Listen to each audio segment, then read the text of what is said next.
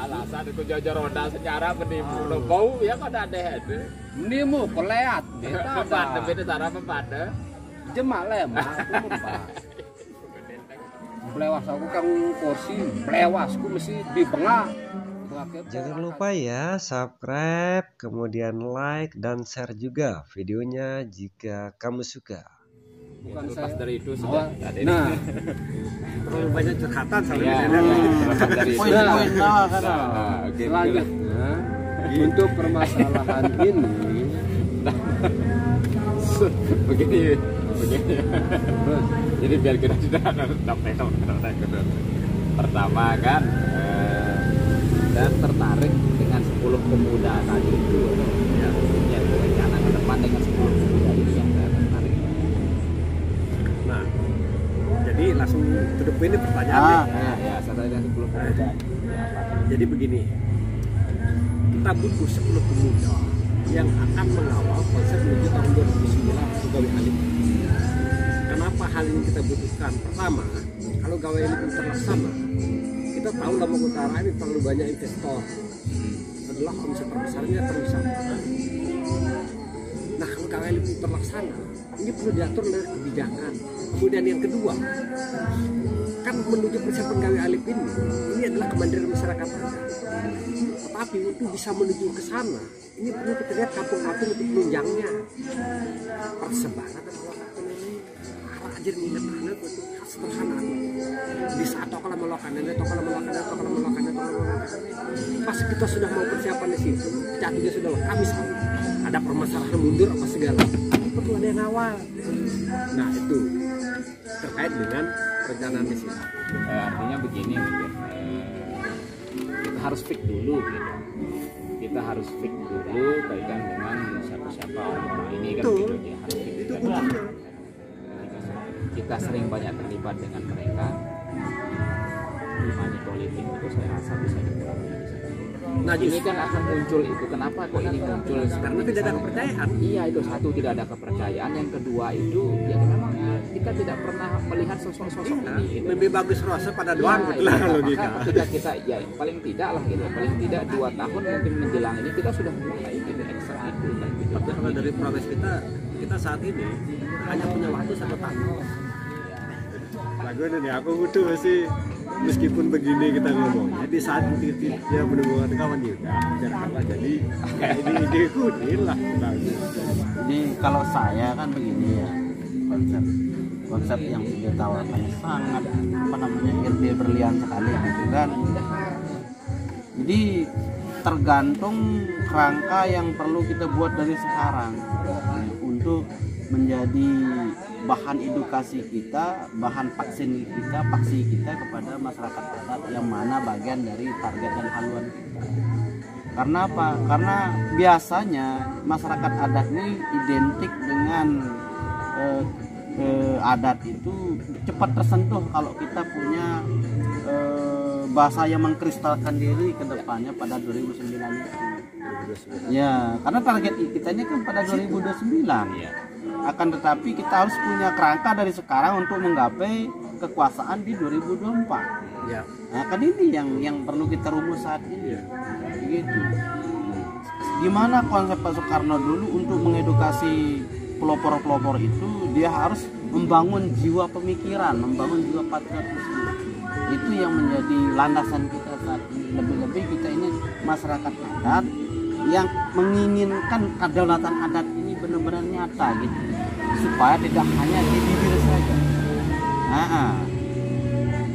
Sehingga tentulah kita yang punya kesadaran masyarakat adat dan punya kesadaran politik ini untuk menguatkan diri dan merapatkan barisan untuk membuatkan kerangka sampai target pada 2019 dengan datang itu sebagai bentuk wujud nyata kita berjuang dari saat ini.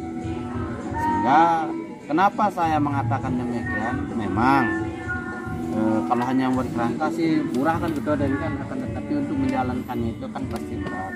Tapi kalau kita sudah bulatkan niat kita, tujuan kita sudah jelas dan seperti apa, Lantas kenapa tidak? Kalau kita ini membuat suatu pemikir gitu yang 10 orang ataupun yang 15 orang, menurut saya nih Pak ya, itu seperti kerangka yang sudah buat dulu itu perlu kita rumuskan, perlu kita rapatkan, perlu kita perjuangkan kembali dan hidupkan kembali yang pernah sudah buat dulu itu. Nah makanya kan yang saya buat itu menopang itu semua. Iya. Makanya saat ini apapun kegiatan kita itu harus mengarah pada 2029 2030. Ini baru ide dalam kepala saya, belum saya bisa. Tapi kalau sudah menemukan komitmen barulah di situ. Step-stepnya, siapa melakukan apa, segalanya harus dibuat. Sebelum kita lanjut untuk yang obrolan lepas ini terkait agenda ini dulu kita tutaskan. Oke, itu sudah insya Allah kita sudah fokus Ya, lah artinya ini. sudah ada kerangka, sudah ada tinggal- gambaran. Ya, tinggal kita susun aja. Nah, yang saya share kemarin itu kan ada 3 hal ini ya. Pertama terkait finalisasi dari kunjungan BRI. Satu. Yang kedua ini terkait dengan jadwal santiri untuk silaturahmi dengan Pak Wakil Bupati, dan itu hari Selasa. Nah terkait pembahasan pada hari ini ada pembahasan tentang bagaimana pengelolaan Rinjani. Pengelolaan Rinjani ini yang lebih fokus pada Korean yang saat ini belum banyak wisatawan, belum banyak investor masuk di sini. Akan kita prioritaskan untuk menjadi jalur budaya. Nah kemudian kalau yang terkait satunya apa lupa saya, satunya itu ada 3 hal, coba dibuka dulu. Ini Nah, 3 hal itu apa? RTR. Oh, identifikasi MHA yang terkait dengan aman. Ya. Termasuk data verifikasi itu ya. Nah, yang saat itu. ini ya di Perda itu di situ kan ada 2 tim yang dibentuk, tim identifikasi. Nah, baru yang kedua ini tim verifikasi dan validasi. Tim identifikasi ini itu bicara terhadap pelibatan camat. Nah, sementara tim verifikasi tim ini dia verifikasi dan validasi ini itu diketuai oleh Pak Sekda. Bicara pada proses penetapan masyarakat hukum adat itu dilihat dari 4 unsur. Dia memiliki kesejahteraan, dia memiliki struktur adat, dia memiliki alik-alik dan memiliki wilayah. Nah di saat kita berbicara pada kesejarahan apa semuanya Pak, ini semua ada. Tapi yang menjadi pertanyaan, kalau kita berbicara Masjid Kuno Bayan, maka siapa yang punya? Mampu nggak kita jelaskan dalam masa ini? Kemudian bakat bayan siapa yang punya? Terus gunung ini siapa yang punya? Artinya kalau berdasarkan data aman itu yang ditetapkan sebagai masyarakat hukum adat, maka akan bisa menimbulkan konflik dengan masyarakat adat sendiri. ya akan ada dikotak-kotakan di sana. Nah, saat ini kan kalau kita berbicara sederhananya, kalau seset saja mau perbaiki masjid kuno, terus dikasih sama orang Senaru bambunya, ini gimana? Gimana? Nah, terus Anyar saat ini sedang coba merancang bagaimana membangun masjid yang tepat ngambil kayunya di sini. Gimana? Gimana? Nah, pada posisi ini akhir-akhir kita sudah melihat sebuah gambar, karena pas kita melakukan pemetaan kemarin yang berdasarkan ketentuan itu tidak ada menimbulkan konflik karena sudah mengaku bayan. Ya, mungkin lebih pasnya mungkin kalau seperti itu ya, lebih pasnya mungkin kita tidak berbicara komunitas ya. Iya, karena memang Wilayah itu yang menjadi berat. Iya, karena yang sudah disampaikan, yang saya khawatirkan ketika kita berbicara komunitas, saya khawatirnya begini, betul mungkin di Senaru sudah ada, kemudian di Anyar mungkin sudah ada, mungkin saya akan coba di bagaimana dengan yang lain. Nah, saat ini kan kita sedang kesulitan itu, Bayan ini salah satunya sudah umpama masuk ke sana, kita menemukan tidak sepakat, kan simpang siur kita ini. Nah, ini yang kita khawatirkan kalau berbicara komunitas kan begitu dia ini. Nah maka kalau dari saya ya lebih baik kita mencoba untuk menawarkan konsep kita yang kemarin itu tidak berdasarkan komunitas, tinggal nanti kita turun untuk memverifikasi apa data yang sudah kita kemarin itu. mayoritasnya begitu. Itu udah makanya menjadi perdebatan syarat kita masuk komunitas itu tidak sesuai yang kita harapkan relasinya ke depan.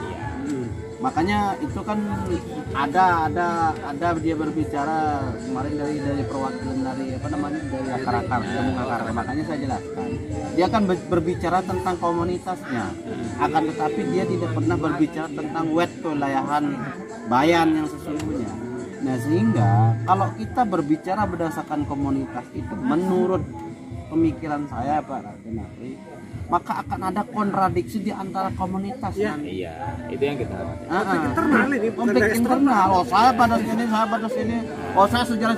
Jadi tidak bisa selesai Ini kalau yang kita pakai. khawatirkan. Artinya kalau kita berafiliasi kepada komunitas untuk wilayah kedatuan, maka bisa balance ya, bisa sinkron dengan alasan satu dari tujuan kita yaitu contoh misalnya target kita itu dari pembahasan kedatuan Bani Gawe Alif. Seperti itu aja akan mengkristal dia di sana, dia akan bermuara tujuannya itu. Kan ini yang menjadi pembicaraan kita saat ini. Kalau kita berbicara di berbagai komunitas ini adat apa sih Gawi? Adat Semuanya apa adat bayan. Iya, ada yang lain itu. Yang saya khawatirkan begini, ketika kita berbicara komunitas, yang saya khawatirkan itu adalah kita lebih kepada ego sektoral. Ini yang saya takutkan itu. Artinya ego sektoral, contoh misal kayak saya di Anyar gitu. Ketika Anyar ini aman, ya terserang sudah yang lainnya. Kan seperti ini yang kita khawatirkan itu. Sementara di dalam kegiatan adat ini kan saling membutuhkan, saling membutuhkan. Makanya itu yang saya khawatirkan. Saling membutuhkan. Maka bagaimanapun ininya kita coba untuk ya berkomunikasi kan. Satu kan itu juga ada di sana kan. Ada ini kan. Ya, artinya kita mencoba untuk membicarakan ini jangan sampai kita berdasarkan komunitas sudah berdata yang ya, tapi terkait ini posisi kita ini sama. Yang menjadi titik terpenting itu bukan kita yang ditanya. Kita ini kalaupun misalkan masuk dalam tim ini, ya mengawal saja. Yang memberikan suara itu adalah masyarakat